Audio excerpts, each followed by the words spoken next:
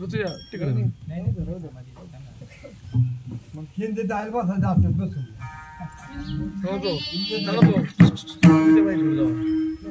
आवाज थोडंसं काय होतं असलं बरं होतं काही ताई मागं म्हणाला पण तुम्ही प्रमाणे द्यायला हरी जय जय राम कृष्ण हरी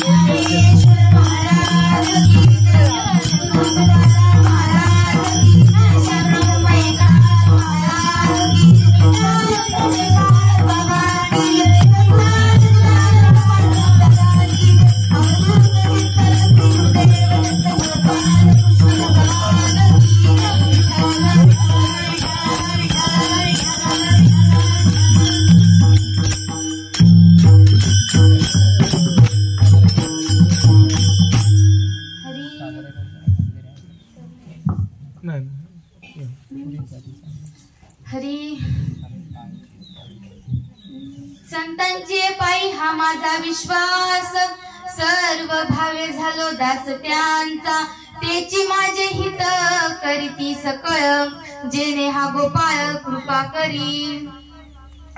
प्रस्तुत प्राप्त प्रसंगी कीर्तन रूपी सेवेकरता निवडलेला अभंग. वैराग्याचे शिरोमणी देहू निवासी संत सम्राट ज्यांना जगाच्या पाठीवर जगद्गुरु ही पदवी भेटली. जगाच्या पाठीवर जगद्गुरु ही पदवी 3च जणांना भेटलेली. आद्य गुरु शंकराचार्य, श्रीकृष्ण भगवान परमात्मा आणि तुकोबाराय. अशा तुकोबारायांचा संतांचा महिमा सांगणारा.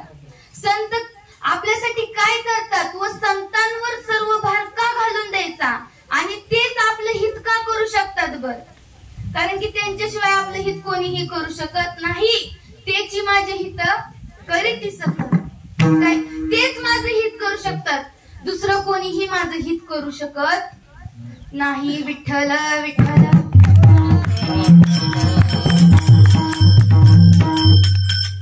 थोडासा परिहार द्यायचा तो म्हणजे असा की काय सालाबाद प्रमाणे काय चालू असलेला पायी दिंडी सोहळा, काय त्या सोहळ्यामधल्या दुसऱ्या मुक्कामाची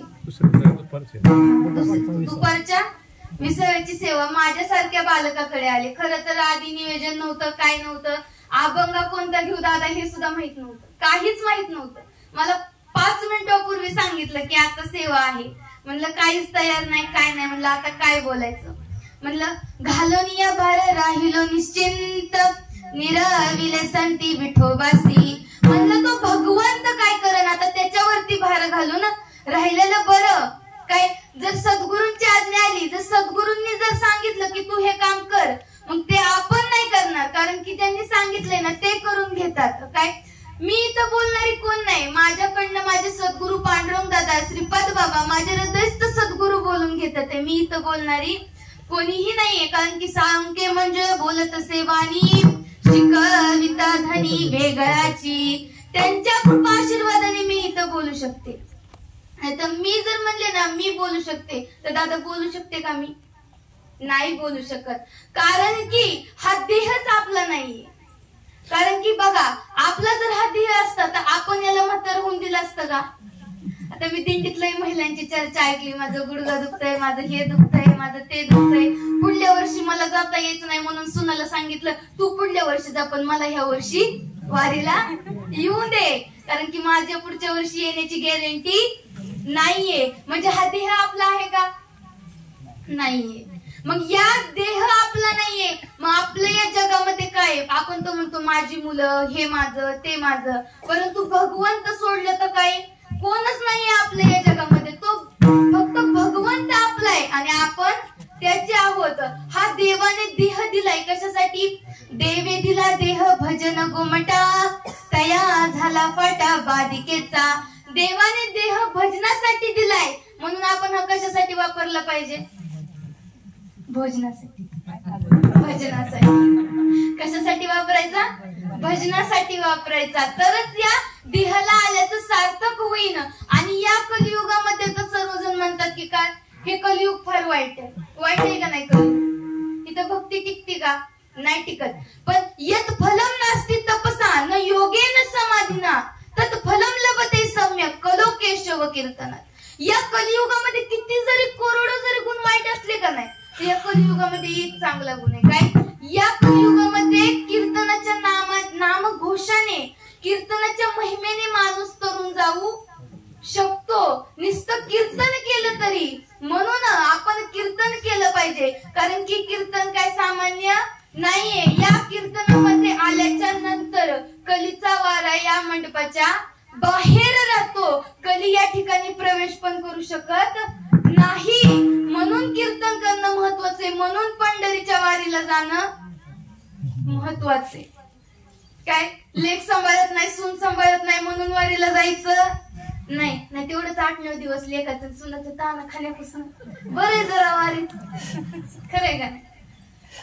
त्याच्यापेक्षा चला आपलं वारी. पण तसं नाहीये, कारण की ह्या वारीमध्ये असा आनंद आहे की जो स्वर्गीची आमारे इच्छिता ती देवा, मृत्यू लोकी व्हावा जन्माम्मा. ते स्वर्गाचे काय ते देव आहेत ते देखील म्हणतात की काय आमचा या मृत्यू लोकावरती काय जन्म व्हावा, कारण की इथं शाश्वत असा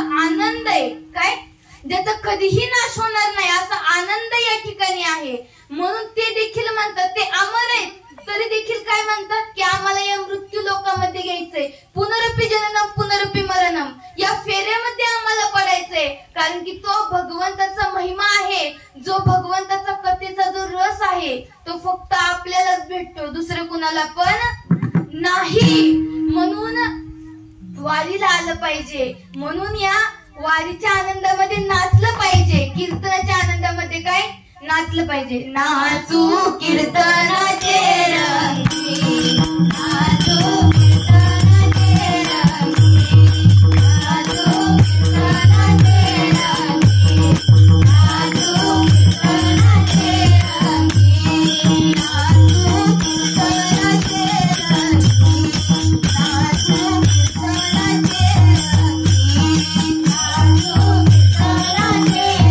रंगी, नाचू कीर्तनाचे रंगी, नाचू कीर्तनाचे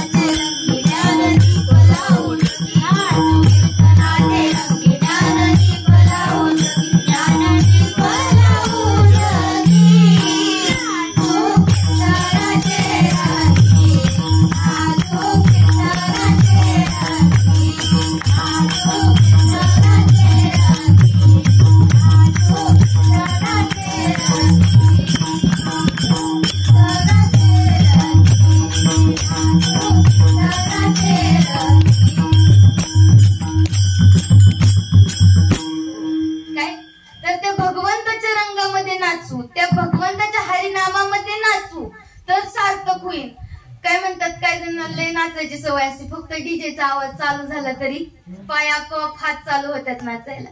परंतु वारकऱ्यांमध्ये पण काय सर्व नाचतात काय, परंतु कुठे नाचायचं हे पण कळलं पाहिजे, हे पण सूत्र ध्यानात आलं पाहिजे. तर इथं नाचलं तर जन्म मृत्यूच्या फेऱ्यातून सुटका होईल. बघा बर का, जो चिंतामणी असतो, एक चिंतामणीचं जर चिंतन केलं ना आपण, त्याच्या काही चिंतनाना या ऐहिक जगामधलं तुम्ही जी पण गोष्ट मागता ना त्या मनीला, ती गोष्ट तुमच्या हातात येईल. कल्पतरू जो आहे ना तो तुम्हाला स्वर्गाची प्राप्ती करून देईल. कुठली? स्वर्गाची. परंतु जर तुमच्यावरती सद्गुरु प्रसन्न झाले ना तर योग्यांना पण दुर्लभ, काय म्हणते मी ऐका बरं का, योग्यांना पण दुर्लभ अशा वैकुंठाची प्राप्ती करून देतात. पण सद्गुरु प्रसन्न झाले तर, आणि जर नाही झाले तर नाही. म्हणून ह्या सर्व गोष्टींपेक्षा तुम्ही सद्गुरूंना शरण जावं, काय त्यांनाच शरण गेलं तर तुम्ही आम्ही काय उद्धारून जाणार आहोत. त्यांना अनन्य भावाने शरण गेलं पाहिजे. कसं? अनन्य भावाने, पूर्ण श्रद्धेने जर आपण त्यांना शरण गेलो ना तर काय ते आपला उद्धार करतात. जसं लहान लेकरू असतं, त्या लहान लेकराला कळतं का मी काय करतोय मी काय नाही, तो पूर्ण भार कुणावर घालून देतं? आईवर देतं का नाही? तसं आपण जर त्या संतांवरती भार घालून दिला का नाही तर ते आपल्याला का बरं नाहीत सांभाळणार, का नाहीत सांभाळणार? परंतु आपण भार घालतच नाही. घालून या भार राहिलो निश्चिंत, निरविले संती विठोबा. त्या विठोबावरती पूर्ण भार घालून राहावा. तो काय? विठ्ठल माझा आणि मी विठ्ठलाचा. विठ्ठल माझा माझा माझा माझा माझा, विठ्ठल माझा मी विठ्ठलाचा, विठ्ठल माझा माझा माझा माझा, विठ्ठल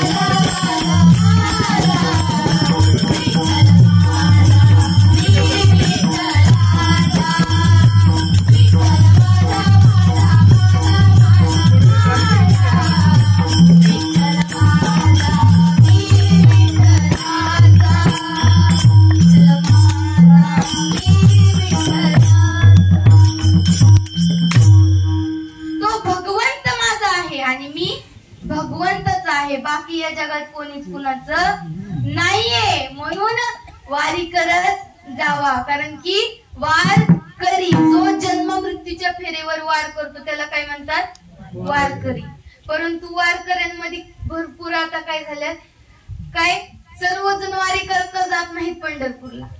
मागच्या वर्षी मी आळंदीवरनं गेलते वारीला. अनुभव सांगते. आजी होत्या माझ्यासोबत, आजी होत्या, माल नव्हती. म्हणलं आजी वारी झाल्या, म्हणले मी दरवर्षी येते वारीला. मग आजी माल का नाही घालत? नाही म्हणे आता कसं ते म्हणजे खाऊन खाऊन भागलं देवपूजेला लागलं.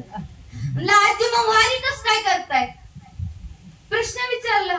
म्हणलं आता खायची सवय, माळ घाला नाही तर 5-5 मिनिटाला सुनाला सांगते ते म्हशीला खाया टाक, हे कर, धार काढ, सोन्याला शाळेतून घेऊन ये. सगळ्या दिंडीतला प्रोग्राम त्यांचा तेवढाच. आम्ही भजन म्हणतो तर मोठ्याने हॅलो, ए थांबा तुम्ही, मला आधी बोलून द्या. एवढाच कार्यक्रम त्या आजीचा चालू. मग म्हणलं आजी तुम्ही आलाय कशाला वारी? आजी काय म्हणले माहिती का, तेवढंच बिस्किटचं पुढे उभं होते. काय म्हणल्या, तेवढंच पप्प्याला सकाळचा चहा लागतो, चहावर बिस्किटचे पुढे लागते. आताच एक पोत घरी दिलंय पाठवून, पप्प्याचा बाप्पा आलता, आता दुसरं पोत द्यायची तयारी चालू आहे. आता आम्ही असलो का नाही, आता आम्ही घेतलं का नाही, वज होतंय का दी माझ्याकडे, वज होतंय का दी माझ्याकडे. असं वारीला आल्यावर मला सांगा, भगवंत कधी प्राप्त व्हायचा? होईन का? नाही. संचय करण्यासाठी वारी नाहीये. या वारीला आल्याच्या नंतर संचय करू नका, करा, पण कोणता करा, कोणता करा? हरिनामाचा करा, चिंतनाचा करा, त्या विठ्ठलाचा संचय करा. जे तुम्हा आम्हाला काय, जे दुर्लभ असं नाम दिलंय काय, त्याचा संचय करा. इतरत्र गोष्टींचा संचय करू नका.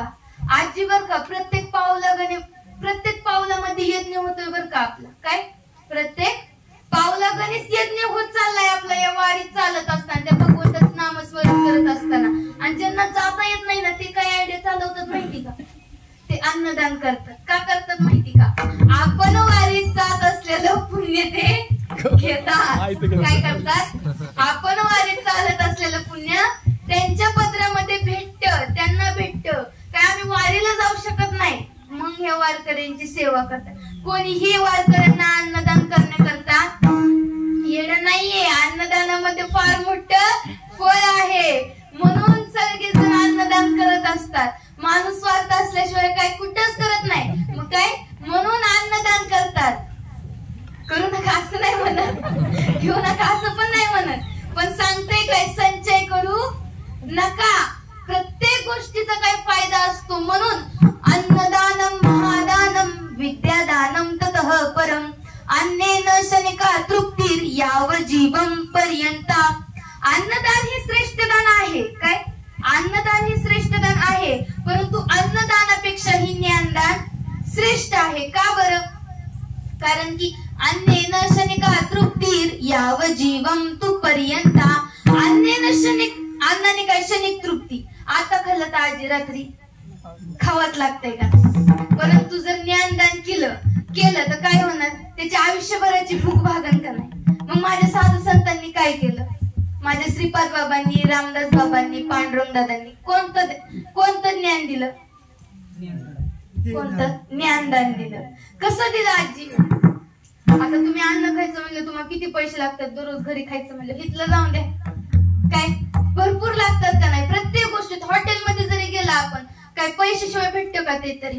परंतु ज्ञानदान फुकट, ते पण अमूल्य असं रत्न, काय जे की कोणीच कोणाला देत नाही. आळंदीत पण भरपूर ठिकाणी आहे, परंतु देत नाहीत. परंतु आपल्याला भेटलंय, परंतु किंमत कळत नाही. आणि इथं जर किंमत नाही कळली ना, मग परत काहीच उपयोग नाही. कारण की आपल्या आयुष्यात 4च पण येतात बरं का, कुणाच्या पण, माझ्या तुमच्या सगळ्यांच्या आयुष्यात किती पण येतात, 4 पण येतात. बालपण, तरुण पण काय सगळं गुरमीतच निघून जात. काय तरुणपणामध्ये देवाचं नाव घेऊ वाटत नाही. आता आम्ही भाग्यवान आहोत, कारण की आम्हाला श्रीपाद बाबा, रामदास बाबा, पांडुरंग दादा भेटले, काय त्याच्यामुळे आम्ही इथपर्यंत आलो. तिसरं येतं म्हातारपण. आता म्हातारपणात भक्ती नीट होती का? नाही होत. गुडघं दुखतं, हे दुखतं, ते दुखतं, काय नामस्मरणाला बसलं तर पाय पसरून बसा वाटतं. भरपूर अडचण येतात का नाही. आणि चौथं येतं ते सरपण. वा, काय चौथं येतं ते सरपण. आता सरपण वरती गेल्यावर कोण कोण भजन करणार? हात वर करावं. बरोबर, हात वर. मी भजन करणार नाही, कोणच करू शकत नाही. म्हणून काय करा तर जोपर्यंत आहात तोपर्यंत या देहाचं सोनं करून घ्या. कारण की हा देह तुम्हाला भाड्याने भेटलाय आणि एक दिवस काय सकाळ सिद्ध आहे. हा, काय जोपर्यंत हा देह आहे तोपर्यंत या देहाचं सार्थक करून घ्या. माझ्या आईने तर मला हेच सांगितलं की काय तू आहेस, तू माझी नाहीये. तू कुणाची आहे? तू भगवंताची आहे, त्या पांडुरंगाची. मी संतांची हो.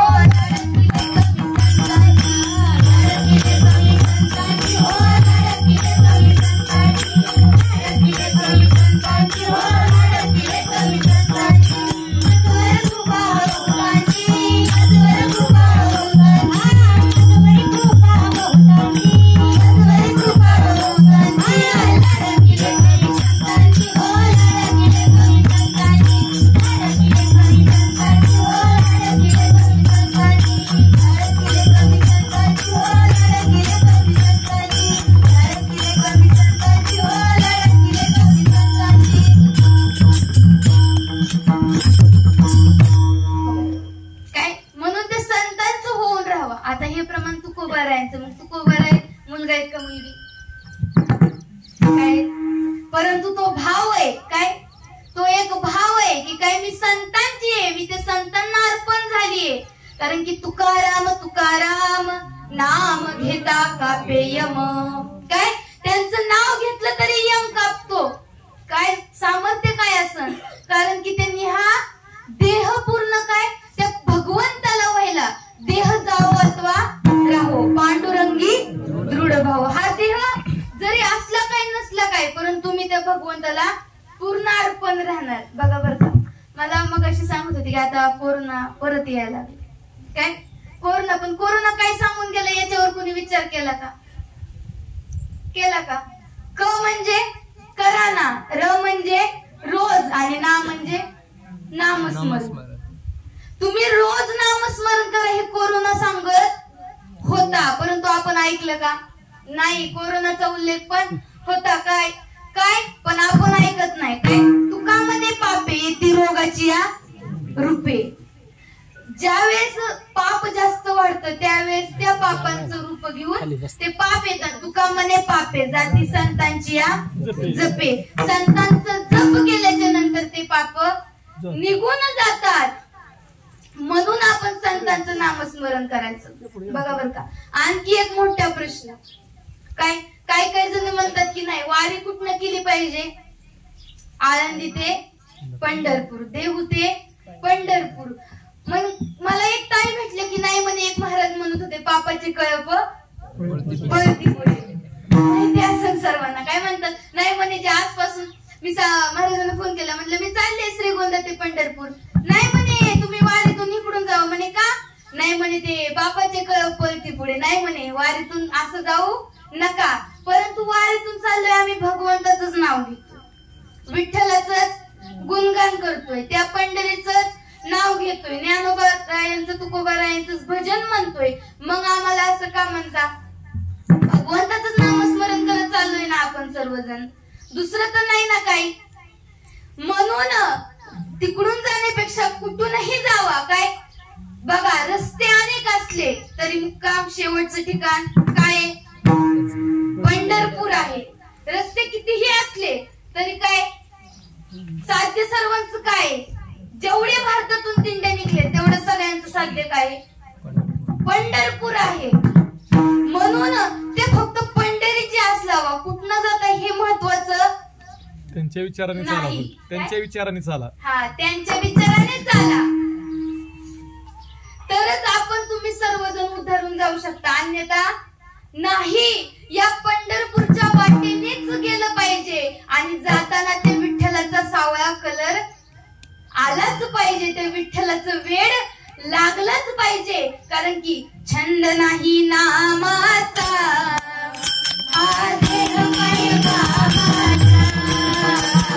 छंद नाही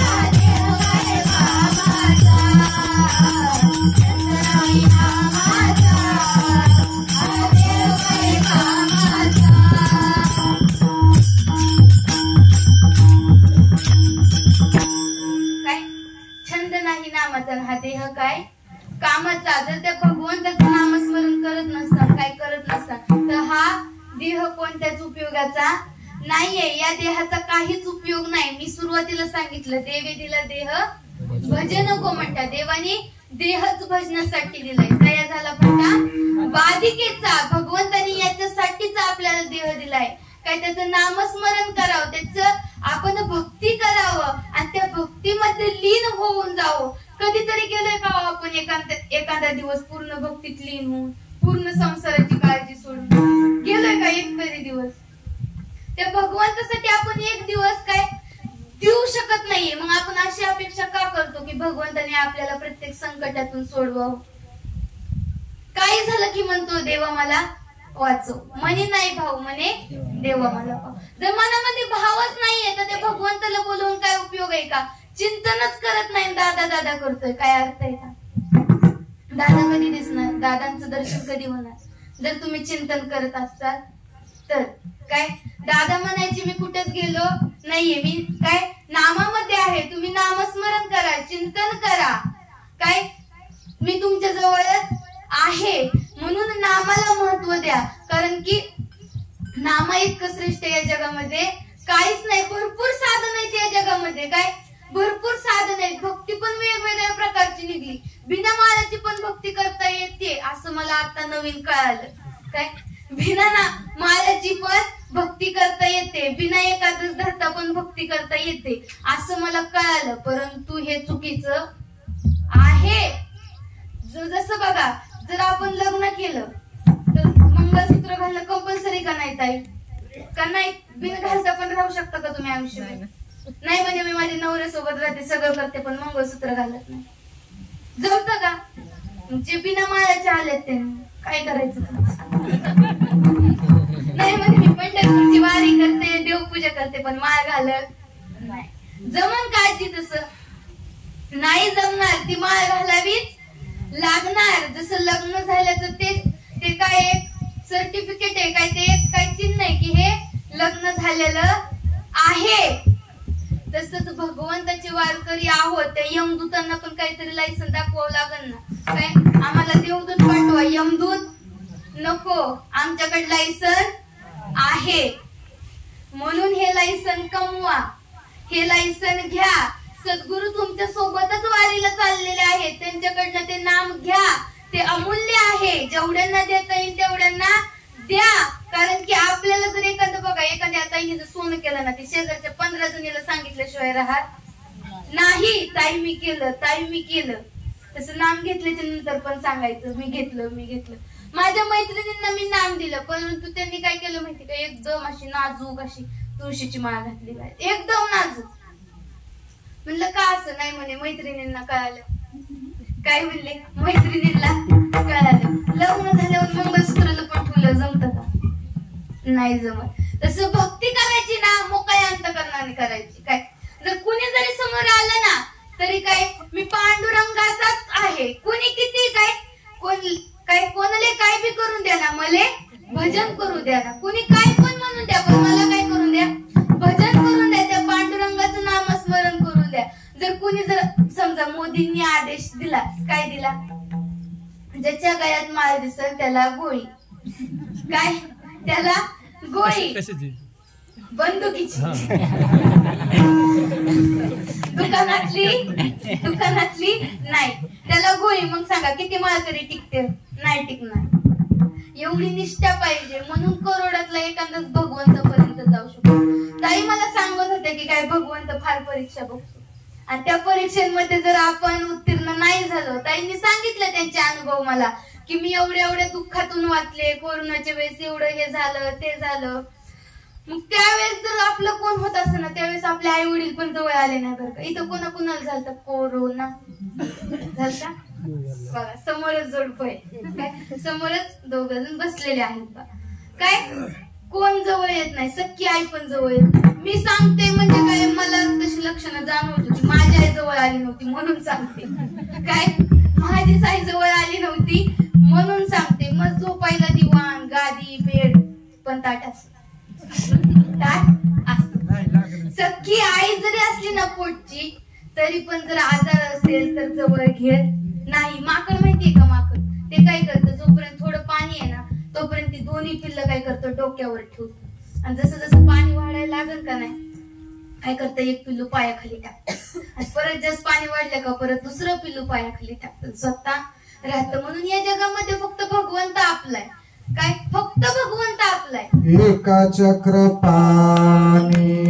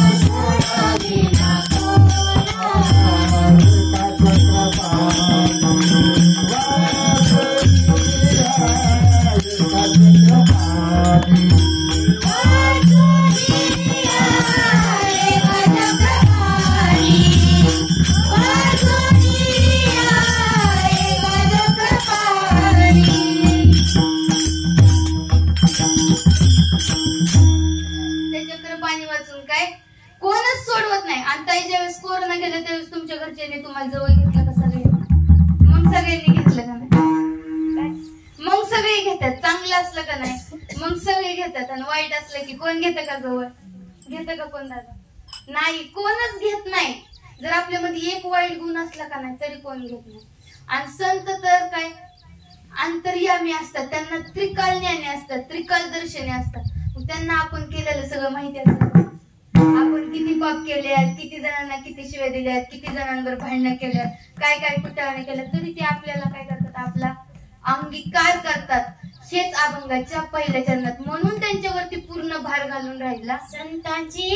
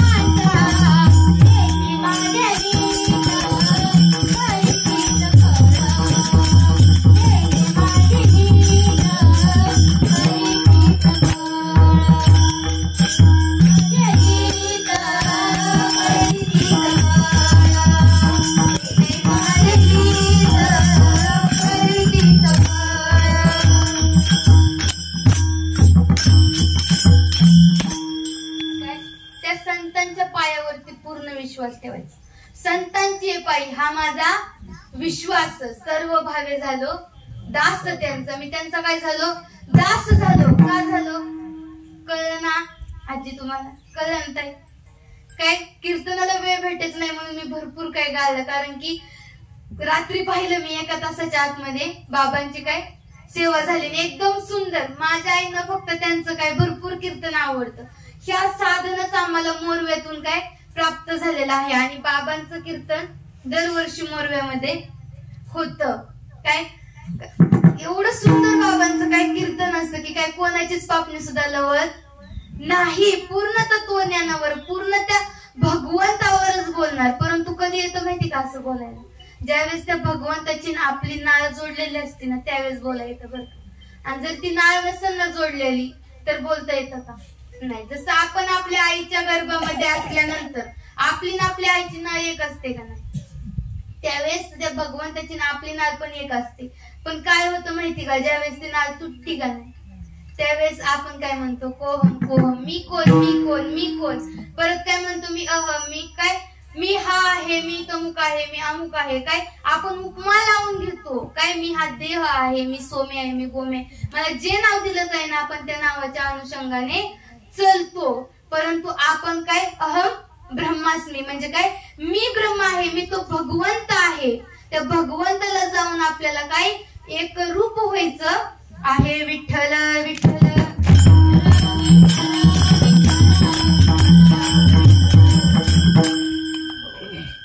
काय जसं आपण या वारीला आलतो ना तसंच तुम्हाला एक वारीतला प्रसंग सांगितला. काय वारीत आपण ज्याप्रमाणे आलोय का नाही त्याप्रमाणे एक जोडपं देखील वारीला आलत. चोखोबाराय माहितीयेत ना सर्वांना, संत चोखोबाराय. यांचा जन्म कसा झाला, यांची भक्ती कितपत होती आणि ते कुणाचे पुत्र होते, काय ते कोण होते नेमके बर. संत चोखोबाराय कोण होते. एक वारीला जोडपं चाललेलं होतं. त्यांनी दोघं नवरा बायको जोडीने चाललेले होते वारीला. त्यांनी भगवंता करता ते विठ्ठला करता त्या अखिलेश्वर अकारण करुणावरूनले भक्तवांची तडीत युक्त त्या पितांबरधारी विठेवरती 28 युगी विठेवरती उभा राहणाऱ्या त्या विठ्ठलासाठी त्यांनी झोळीमध्ये बगळेमध्ये आंबे घेऊन चालले होते. काय चाललेले बरं का, आंबे घेऊन चाललेले होते. आणि ती स्त्री जात असताना म्हणायची मी माझ्या विठ्ठलाला असं चालणार, मी माझ्या विठ्ठलाला तसं चालणार, मी माझ्या विठ्ठलाला असं बघणार, मी माझ्या विठ्ठलाला तसं बघणार.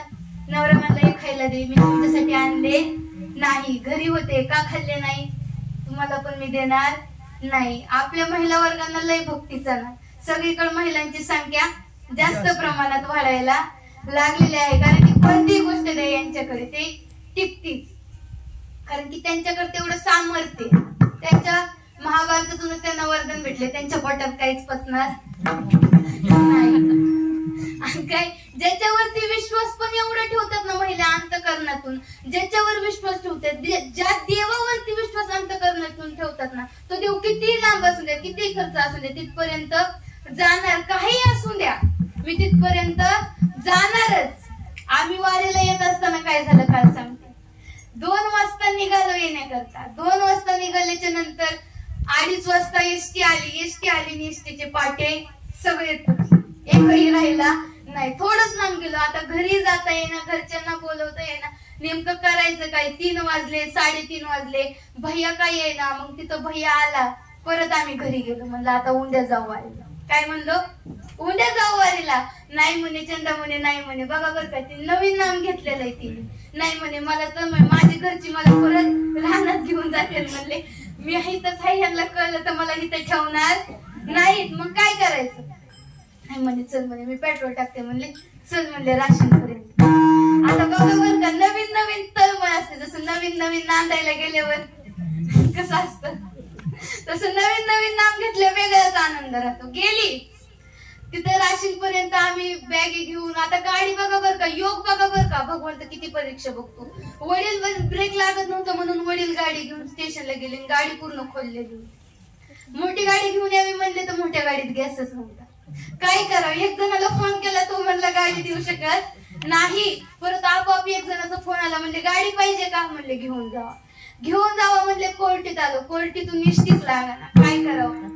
परत गेलो राशीनला. राशीन मध्ये काय श्रीगोंदा इष्टी लागली आणि मग आम्ही इथपर्यंत आलो. भगवंत पण पाहतो, याला खरंच माझ्यापर्यंत यायचं आहे का नाही. जर आपण जर म्हणलं का नाही आता बघू उद्या परत उद्या कधीच येत नाही म्हणून जायचं असं ना तर अंतःकरणातून जायचं. तसंच ते जोडपं अंतःकरणातून कुठे चाललेलं पंढरपूरला चाललेलं होतं. जात असताना विठ्ठल म्हणाले, माझं एवढं गोड वर्णन करतात, मला एवढं जीव लावतात. काय म्हणले, आता ह्यांचे आंबे खाण्यासाठी मलाच जावं लागेल. विठ्ठल तिथनं उतरला आणि त्या जोडप्यापाशी गेला. म्हणलं आंबे द्या. एका वयोवृद्ध आजोबांचं हात थरथर कापत होते. म्हणले मला जर आता अन्न दिलं नाही, काय मला जर आता अन्न दिलं नाही तर मी जगू शकणार नाही. मी जगूच शकत नाही. मग काय करायचं याच्यावर पर्याय. मग काय म्हणले, किती जरी झालं तर वार करायला दया आल्याशिवाय राहत नाही. त्याला आंबे दिले, त्यांना वाटलं एखादा खाईन. पूर्ण झोळी घेतली आणि खाताना कसा जरी असला तरी ते तेज लपवता येतंय का. त्या पांडुरंगाचं तेज लपण काय, नाही लपलं ते आंबे खाताना एवढं भारी वाटत होतं त्या जोडप्याला की कधी सगळे आंबे संपले कळलंच नाही. आणि ते आंबे संपले तो म्हातारा पण एवढा आगाव की आंबे खायचा आणि त्या जुळीत कुई फेकायचा. काय करायचं, त्या जुळीत कुई फेकायचा. कुई फेकल्या, जुळी गच्च झाली, तो निघून गेला आणि तिने त्याच भानात ती जुळी अडकवली. पंढरपूरच्या रोड पर्यंत गेल्याच्या नंतर काय झालं, ती जुळी तिला अचानक जड लागायला. म्हणजे ती जुळी जड का लागते म्हणून तिने पाहिलं तर त्याच्यामध्ये एक बाळ होतं. काय होतं, एक बाळ होतं. ते बाळ म्हणजे कोण, चोखोबा राय. ते बाळ कोण होतं, विठ्ठलाने चोखलेल्या कुयांपासून निर्माण झाले म्हणून त्यांचं नाव काय पडलं, चोखोबा राय. मग त्यांना ते बाळ त्यांच्या घरी घेऊन जाता आलं नाही, कारण की म्हणते हे बाळ कुठनं आलं आणि कसं आलं, वारीला गेलं नेमकं काय. मग त्यांनी ते बाळ तिथंच सोडलं. मग त्यांना काय, त्यांच्यासोबत किती अन्याय झाला, काय झालं, त्यांनी कशी भक्ती केली, हे सगळं तुम्हाला माहितीये. मग असं ते चोखोबा राय पूर्ण ते भगवंताच्या काय चरणामध्ये लीन राहणारे, ते भगवंताला अर्पून जाणारे, ज्यांच्या हाडांमधनं विठ्ठल विठ्ठल ध्वनी येत होता. कशामुळे, काय सहज काय नाही म्हणते, ह्यांच्या हाडामासात परमार्थ खेळलाय. काय म्हणतात, ह्यांच्या हाडामासात परमार्थ खेळलाय. श्रीपाद बाबा म्हणायचे, माझं एखादा हाड जरी राहिलं ना त्याचं सुद्धा हे मंदिर बांधतील. कारण की त्या जो देह असतो ना साधू संतांचा, त्या देहामध्ये पण एक अलौकिक तेज असतं. त्या देहामध्ये पण काय एक अलौकिक शक्ती निर्माण झालेली असते. कशाने, त्या भगवंताच्या नामस्मरणाने, त्यांचं चिंतन केलेलं, त्यांचं भजन केलेलं. मग आता हे सगळ्यांचं मला सांगायचं तात्पर्य एकच आहे. काय सांगायचंय मला, वारीत काय यायचं, कारण की वारीत साधू संत येत असतात आणि कोणत्या रूपाने येतात हे आपल्याला कळत नाही. आणि त्यांच्या सहवासात जरी आपण गेलो का नाही तरी पण आपला उद्धार होऊन जाऊ शकतो. कारण की बघा, जसं परिसाच्या संगतीमध्ये लोखंडे गेल्यावर काय होतं, सोनं होतं का, काही त्याला म्हणावं लागतं का तुला व्हायचंय का नाही, ते सहज जरी स्पर्श झाला तरी काय होतं, सोनं होऊन जातं. तरी संतांचा सहज जरी समागम घडला, सहज जरी सत्संग झाला तरी पण आपल्यासारख्या सामान्य जीवाचा उद्धार झाल्याशिवाय राहणार नाही. काय म्हणून तेच आमचं हित करू शकतात काय, हेच अभंगाच्या द्वितीय चरण आहे.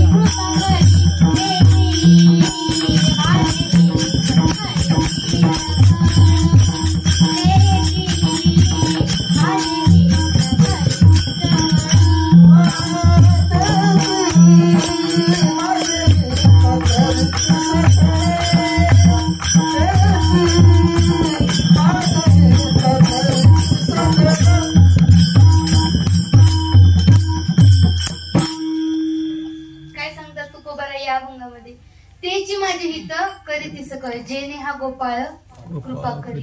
तेच माझ्यावरती अशी काहीतरी काय, त्यांनी जर माझा हात धरला तर तो भगवंत माझ्यावरती कृपा करेल, नाही तर करणार नाही. जरी संतांच्या सहज जरी मनात आलं ना याचा उद्धार झाला पाहिजे, तरी भगवंताला त्याचा उद्धार करावाच लागतो. कारण की भगवंत हा देवाला देवत्व कोणामुळं, भक्तांमुळे, संतांमुळे.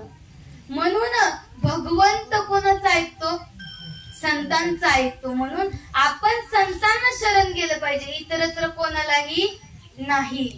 देखा बालकाचे निधनी दाईजे, का शिष्याचे झाले पण होईजे.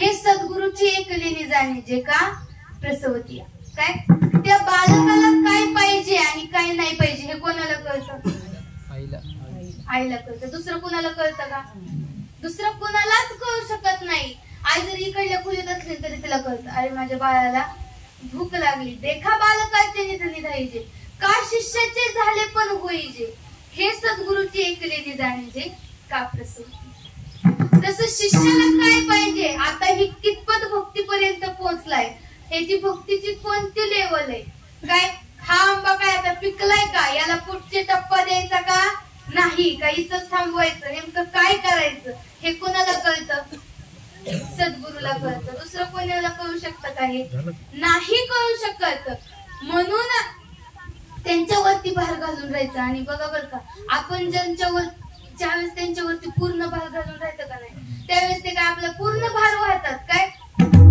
ज्यावेळेस मला ज्यावेळेस मला चालता येत नाही त्यावेळेस ते मला कडेवरती उचलून घेतात काय नुसतं 2 हात वर केलं तरी ते मला घेतात बघा ज्यावेळेस भगवान परमात्मा काय सांगतात की काय ज्यावेळेस यांनी जर माझं आयुष्यभर नामस्मरण केलं बघा बरं का काही जण म्हणतात की मला मुंगी चावली तरी थोडं हाताला लागलं तरी देवाचं नाव आठवत नाही मी त्या वेदनेमध्येच मग्न राहते मग मरायच्या वेळेस एका रूमाच्या ठिकाणी 1000 मेंढू चावल्याची वेदना होते त्यावेळेस भगवंताचं नाव आठवण कसं काही प्रश्न आहे ना त्यावेळेस कसं काय आठवण भगवंत सांगतो मी स्वतः त्यावेळेस त्याच्या जिभेवरती विराजमान होऊन त्याच्याकडनं माझं नामस्मरण करून घेतो भक्ती करून घेतो पण कधी जर त्याने आयुष्यभर माझी भक्ती केली तर नाहीतर नाही तू तेरे काम पे तुम्ही मेरे काम पे तुम्ही तुमचा संसार भरण्याच्या नादी लागलाय शेजारच्याच बांध करण्यात लागलाय वारी कळाना तुम्हाला एखादच कळाना काहीच कळाना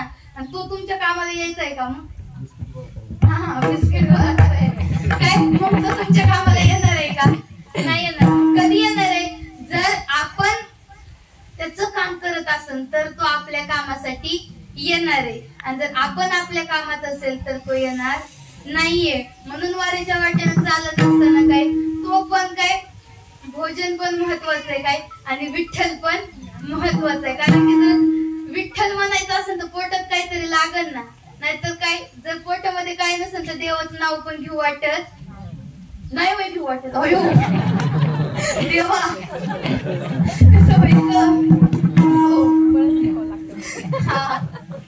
म्हणून काय आधी पोटोबा आणि मग विठोबा काय म्हणून आधी पोटोबा पण महत्वाचं आहे हा मी काय कीर्तन करणार काय नाही आपण जसं जमन तसं 10 मिनिटापूर्वी फार गडबडून गेली म्हणलं आता काय होईन आणि काय नाही म्हणलं मनात नाही ध्यानात नाही सेवा भेटेल म्हणून काय नाही मला म्हणले करा म्हणले आता काय म्हणलं आता तुम्ही दिली म्हणलं आता तुम्हीच बघून घेतलं म्हणलं आता मी काही तर बोलणार नाही म्हणलं आता जसं जमन तसं जमन म्हणलं काय माहित नव्हतं सेवा होईल नाही होईल काय जमलं नाही कुणाकडनं उपारनं घेतलं कुणाकडनं काय घेतलं राहिली भगवंताच्या काय कीर्तना करता उभा 2 शब्द माझ्यापेक्षा भरपूर इथं मोठे कीर्तनकार उपस्थित आहेत गायक उपस्थित आहेत माझ्यापेक्षा काय ज्यांना भरपूर ज्ञान आहे ज्यांनी ज्ञानेश्वरी काहींची पाठ आहे असे व्यक्तिमत्व पण इथं आहेत भरपूर ज्ञानी व्यक्ती इथं आहेत काय सर्वजण काही मोठे आहेत परंतु वेळेचं पण काहीतरी काय आपल्याला काही लिमिट असते आणि बघा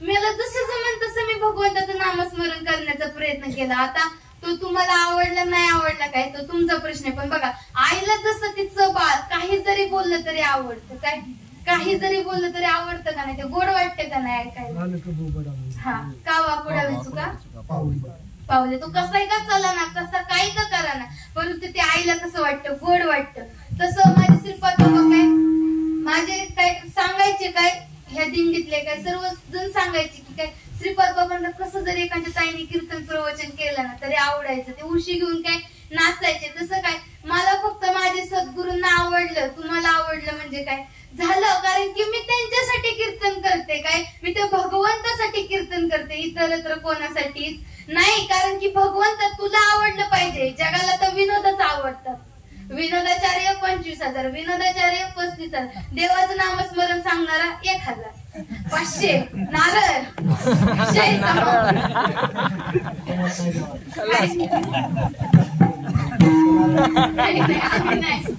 आम्हाला तुम्ही शिकवलंय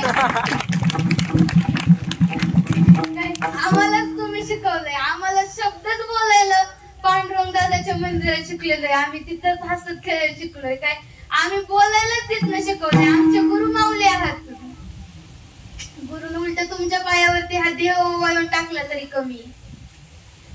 या देहाची किंमत तुम्ही आम्हाला कळून दिली.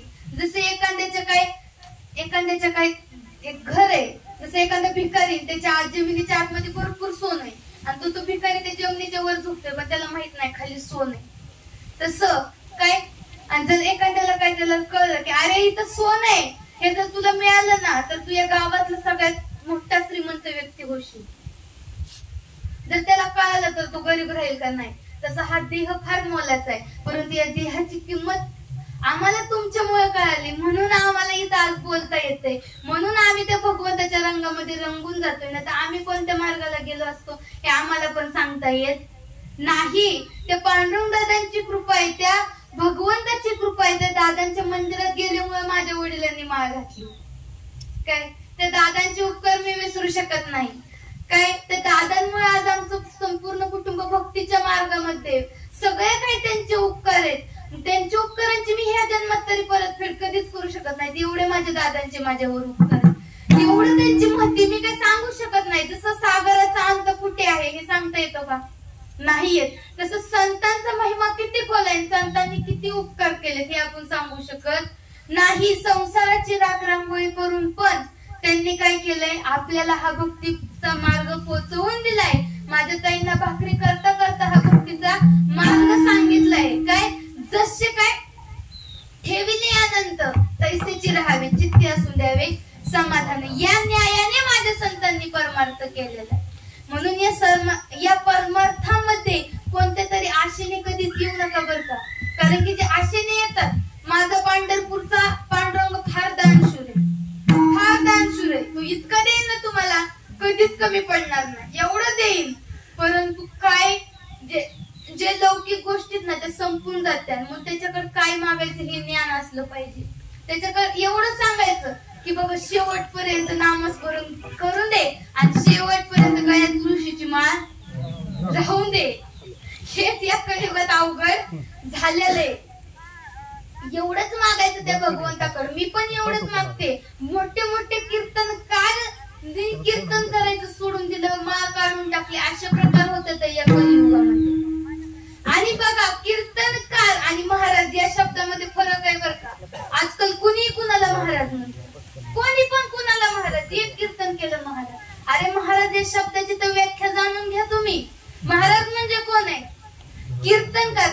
कीर्तन करीशी तरी कीर्तनकारच होशी परी वैष्णव न होशी अरे जना. तू वैष्णव होऊ शकत नाही. महाराज कोण. माझे ज्ञान उभार आहे महाराज. माझे तुकोबार आहे महाराज. माझे पांडुरंग दादा महाराज.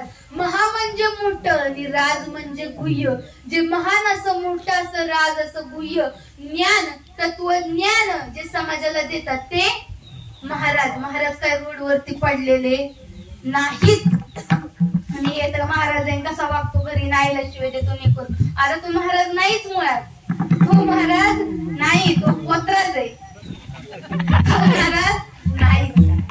महाराज ओळखायला शिका. कीर्तनकार असू शकतात भरपूर काय. भगवंताचं नाम घेतलं तर इथं कुणी 10 लेकरं बोलू शकते. गीताई बोलू शकते. इथलं कुणाला उठवा इथं कुणी 2 तास बोलू शकतात. मग काय त्यांना म्हणायचं का लगेच की तुम्ही कीर्तनकार झाला हे झालं ते झालं नाही. म्हणून महाराज करोडोत एखादा असतो. महाराज माझे संत लाखो करोडो मध्ये एखादी संत होत असतात. परत ते भेटत नसतात. म्हणून त्यांची किंमत करा. म्हणून या वारीला जात असताना त्या भगवंताचं नामस्मरण करा. त्यांच्यावरती पूर्ण भार घालून द्या व पूर्ण भार घालून राहावा. हेच अभंगाच्या तिसऱ्या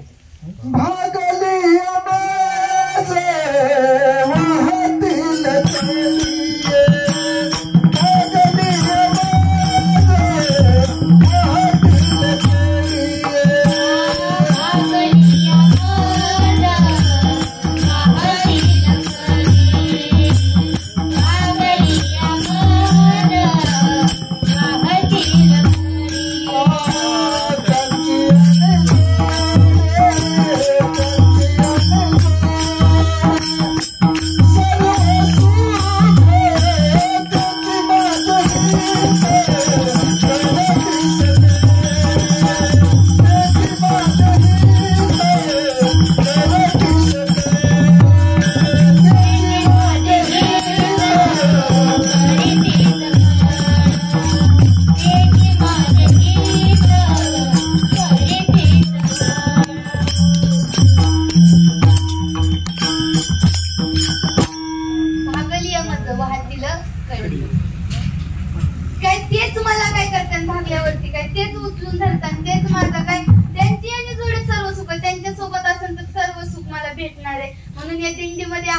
तुमच्यापाशी सर्व सुख आहे.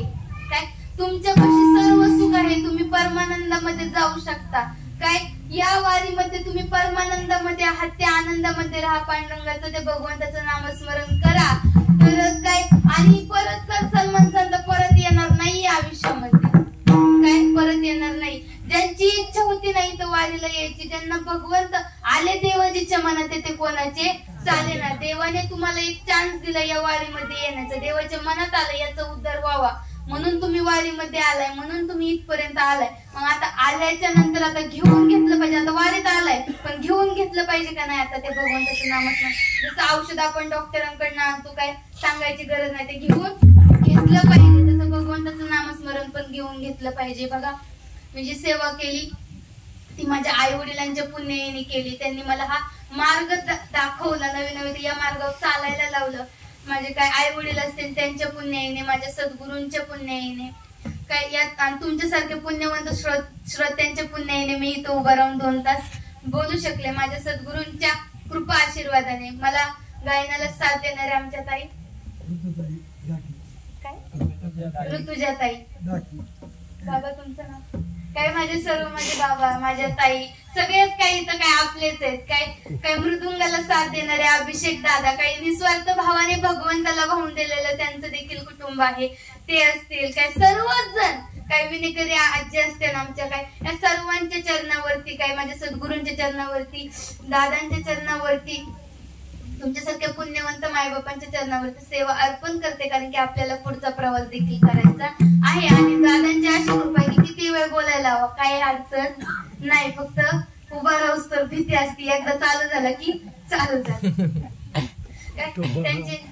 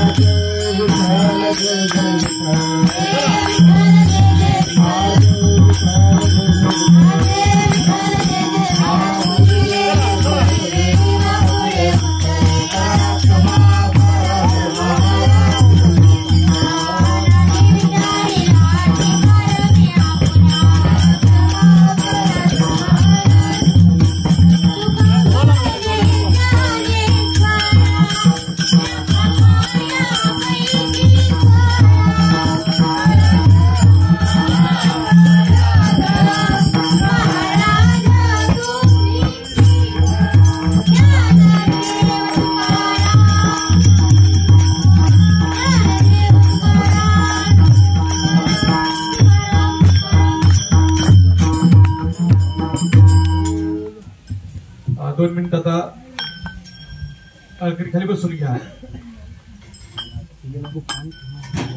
Hello hello